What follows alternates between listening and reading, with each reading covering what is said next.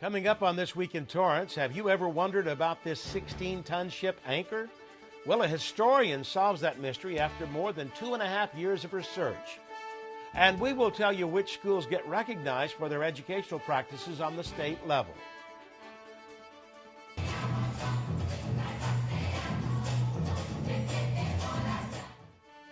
Plus, locals put their best foot forward and teamed up with professional dancers, all for a good cause. Then this group of women is issuing their passion to spread awareness about a disease that affects newborns. These stories and much more just seconds away. Your local news starts right now.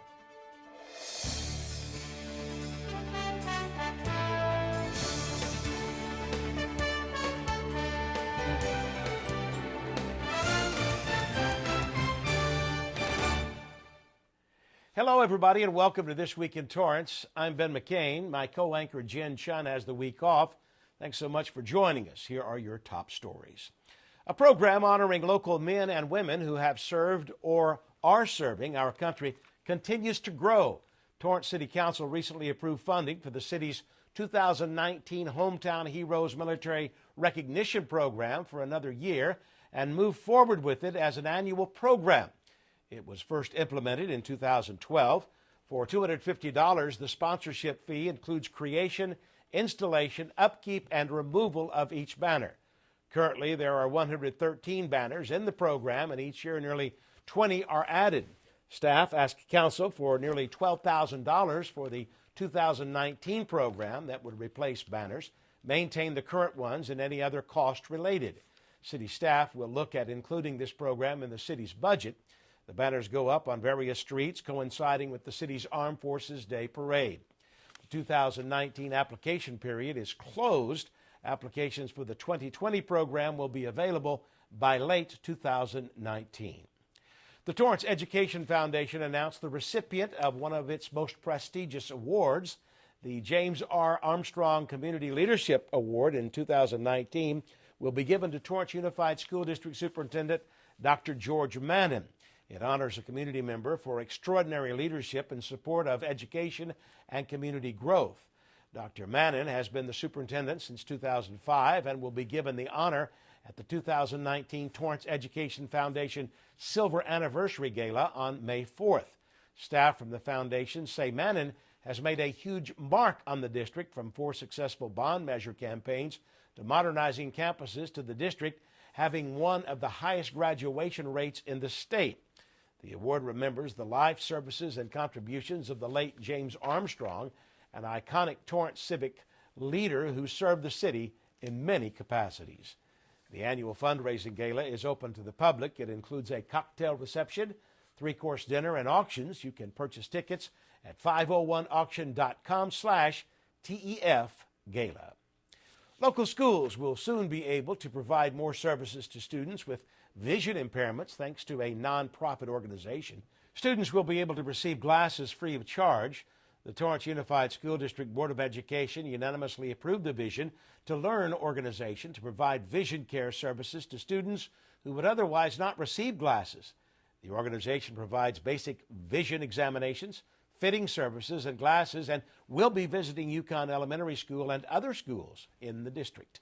Vision to Learn started at the Los Angeles Unified School District in 2012 to provide low-income students with glasses so they can perform better in the classroom. The organization's impact has proven to increase GPA and engagement among those who receive glasses.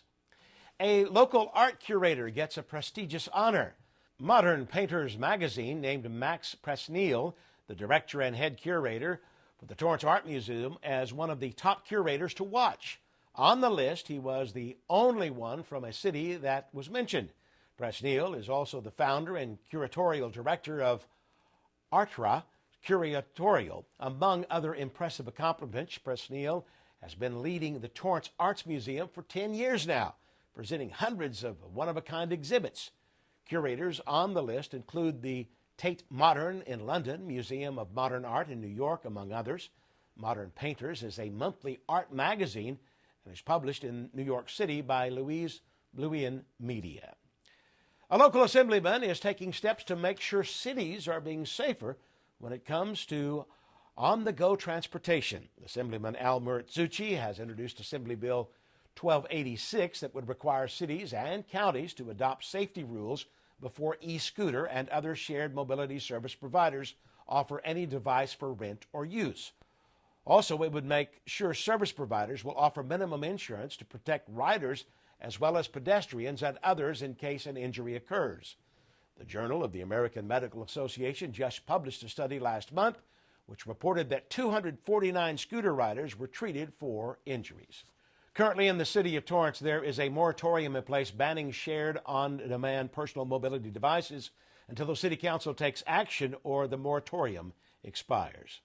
Well, the Torrance Social Services Commission is taking steps to help the homeless population with basic necessities. On March 4th, the Commission will kick off its toiletry drive that will run through March 19th. It will benefit organizations that serve people experiencing homelessness. If you're interested, staff says to be mindful of donating only new, unopened, unused items.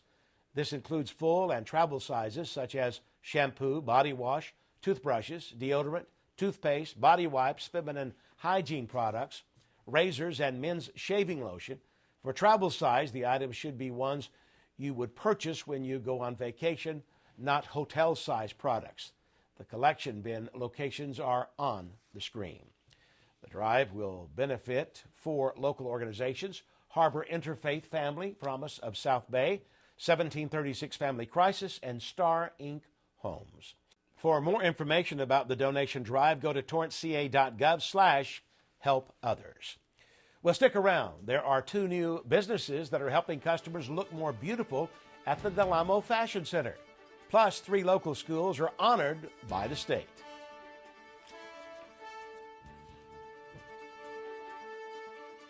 Every year, humans habitually gather for what they call the summer barbecue. Unfortunately, leaving hot coals improperly extinguished can cause a wildfire. Now, could it be? Hey guys, it's Smokey! By George, it's Smokey Bear. These friends are going to learn a thing or two about extinguishing hot coals. Indeed, it looks as if Smokey is going to use the drown, stir, drown, and feel technique. After the first drown, a good stir. Next, another long quenching drink for the hot coals. Chilling. And finally, a close feel to confirm they're safe to leave. Smokey has this mastered. Cool? Okay. Bang on, Smokey. Hey, Smokey! Catch! Oh. My bad, Smokey. Only you can prevent wildfires. Torrance residents got a history lesson about a unique artifact that stands proud in the city. You may have noticed this massive anchor on the corner of Carson Street and Del Amo Circle East and wondered what it was. Well, a group of people stopped by the Torrance Historical Society and Museum to learn more about the unusual artifact that is 18 feet tall and weighs 16 tons. Kevin M. Anthony, a maritime and ocean liner historian, writer, and shipboard speaker, came out to unravel the mystery. Anthony said it took him 2.5 years to research and investigate to find out how it ended up in Torrance. Anthony, a former South Bay resident, says he also wondered about the anchor as he was growing up, and there have been many rumors about how long and when it came to Torrance. The anchor is part of the Queen Elizabeth ship that was the biggest and fastest passenger liner ever built. Soon after being out of commission, it became an attraction in Florida, but in a short time was shut down. Then the ship was auctioned off. Anthony says it was bought by Chinese shipping tycoon C.Y. Tung, who wanted to use it for education as a floating university that would travel the world. Tung had the ship travel for 6 months so it could reach him in Hong Kong, where it would be renovated. But soon the ship went up in flames. Kevin approached us and asked if we knew anything about the anchor in front of the bank building, and we didn't really. We knew it was there, but didn't know any history about it. And so then, after talking to him, we decided that that would be a good subject for one of our lectures that we do on Sundays. So he agreed, and it was very exciting, very interesting, and pretty well attended. He also discussed that he started his research because he knew that the anchor was located somewhere else before coming to Torrance. After a lot of research, he found it moved from the front of the American Asian Bank in Los Angeles that was owned by Mr. Tung to another bank location in Torrance secretly after the bank went into bankruptcy. It was done late at night, and movers had to get nearly 8 permits from the areas the anchor was going to move through. Her bow initials, Q and E, are on a plaque near the anchor. The ship has 3 anchors, and the port side anchor was the one that survived. Anthony's efforts have been recognized by the maritime historical community. The anchor has been in Torrance for more than 3 decades, and Anthony hopes the community will rally to save the anchor that is deteriorating. South Bay local stars put on their dancing shoes to compete and fundraise for their favorite charities. The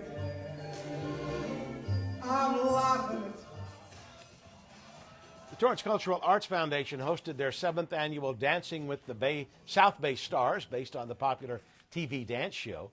9 participants were partnered with professional dancers, and for weeks the pairs worked on a routine before taking their performances to the stage.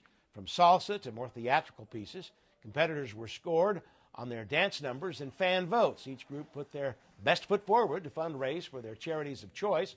Our very own Jesse Pierre, producer of Faces of Torrance, took the stage with a samba routine, dancing for Walk with Sally, an organization that helps provide support services to children impacted by cancer. She wowed the crowds and judges, getting the top dancing score with 30 points.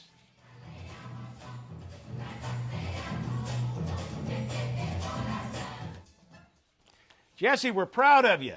The winner of this year's competition was Celeste Micucci with a tango routine. She danced for the organization New Challenge Ministries, one of the largest food banks in Los Angeles County, based here in They help a lot of families and children in need, and I thought it was a really good idea if I could do something to contribute and give back a little bit to them. This is super, super rewarding. We really enjoy the ride, and it's been a lot of fun, but this is the cherry on top. I think that we all dedicated time, we all put in the hard work, we put on great performances, and now all these people who came out to see the show know about all these great organizations. 9 more charities, that people know about and will, give to eventually. This year, the stars have really just hustled. They've worked so hard, one, to get their votes and even to get people to come in and watch it tonight. We are very close to being sold out, and I don't think it's been this full for the past few years. Dancing with the South Bay Stars has become a staple event in the community. This year, the Torrance Cultural Arts Foundation raised more than $13,000. The Torrance Area Chamber of Commerce celebrated Black History Month with a special event. Community members and city officials gathered at the DoubleTree by Hilton Torrance South Bay location to attend the 21st annual 2019 Black History Celebration, a legacy of excellence. The event was spearheaded by Clifton L. Johnson, who was a former chamber chairman board member, as a way to pay tribute to African American history. We are happy to honor 7 different African Americans who have really made an impact in a variety of different ways into not only the South Bay community, but our United States at large through this event.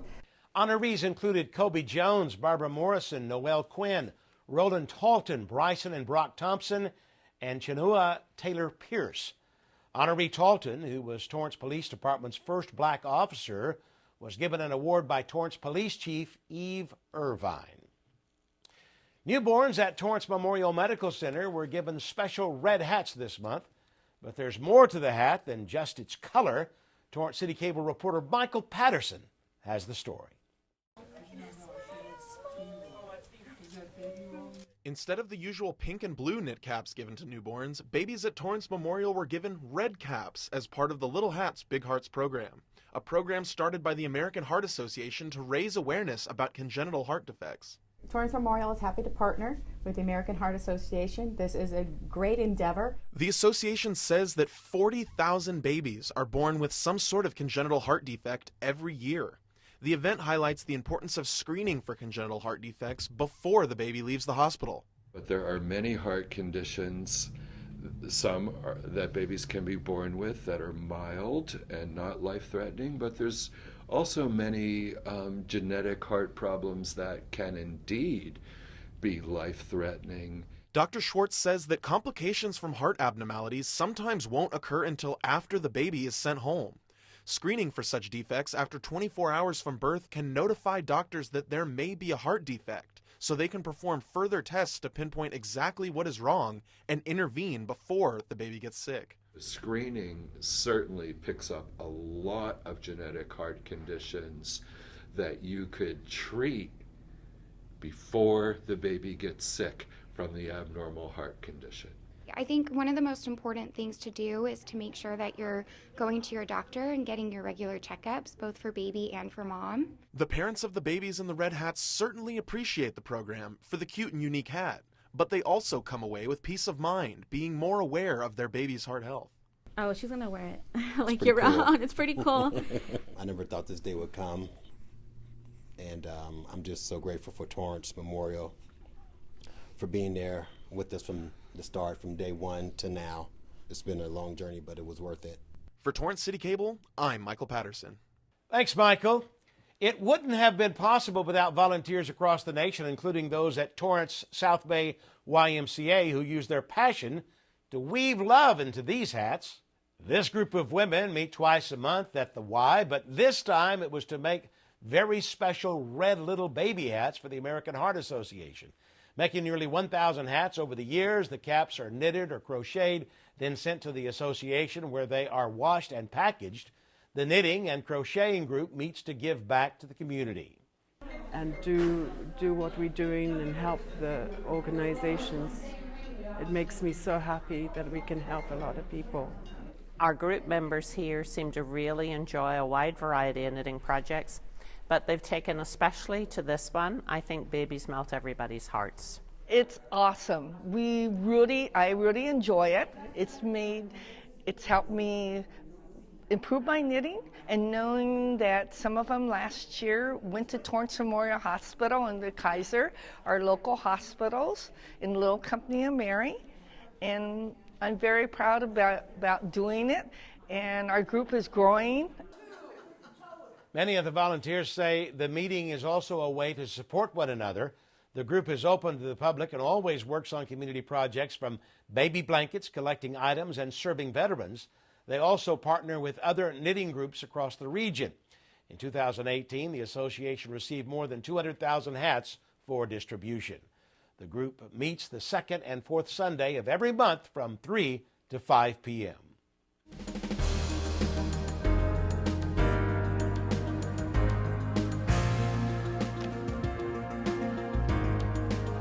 There is a new place in town that will make your skin glow.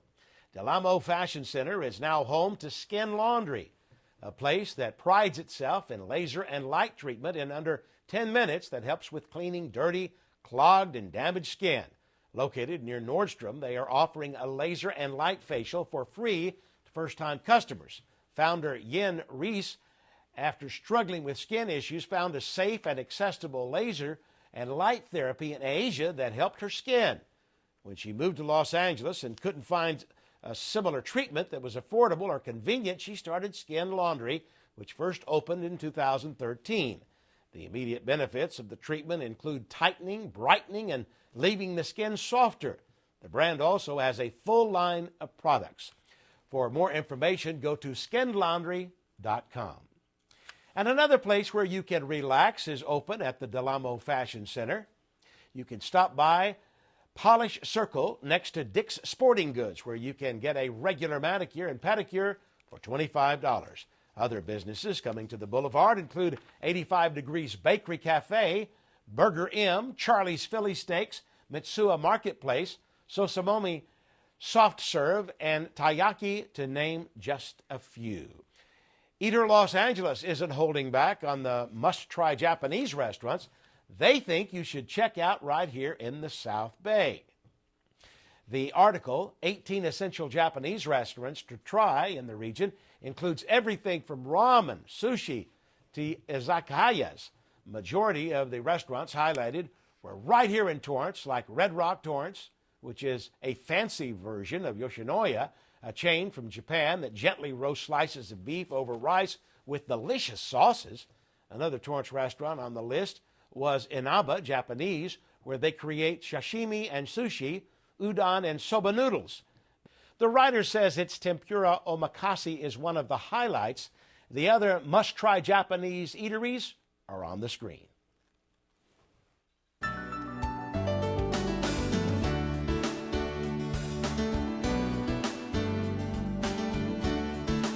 Torrance schools were among the top in the state honored for their outstanding educational practices. 162 middle and high schools are being recognized as part of the 2019 Distinguished Schools Program, including Casimir Middle School, J.H. Hull Middle School, and West High School in Torrance. State Superintendent of Public Instruction, Tony Thurman, made the announcement. The program is sponsored by the California Department of Education and California Casualty, which honors outstanding programs and practices. Schools are awarded for achieving exceptional student performances for 2 consecutive school years or closing the achievement gap between 2 school years. State officials looked at test scores, suspension, and graduation rates for all applicants, but it wasn't only based on education, but also highly successful school climate efforts ranging from real-time conflict resolution to positive behavior intervention. The program returned last year, and eligible schools are not able to apply every year.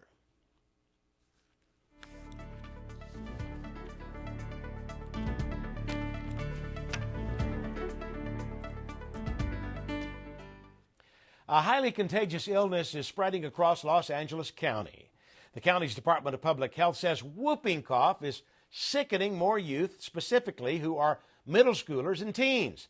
The outbreaks at various school campuses have caused the department to issue a health alert to pediatricians and other healthcare providers last week. The illness gets its name due to the distinctive cough sound. The vaccination is the best preventative step, but over the time, immunity wears off. Officials say it's dangerous and can be deadly for infants. The most recent case of whooping cough was at the private Harvard Westlake School in Los Angeles.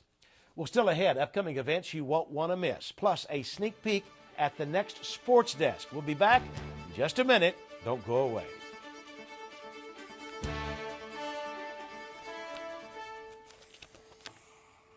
Dad? Just 1 minute, okay? Hey, Bobo, do trees tell each other stories? I'm sorry. I'm afraid I don't know that. Hey, why don't we go find out?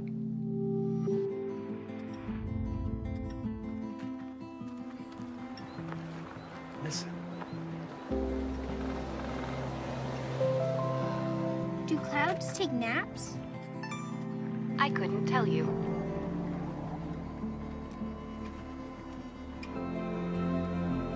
Can birds draw pictures? I don't have an answer for that. Dad, do stars visit their friends? Look!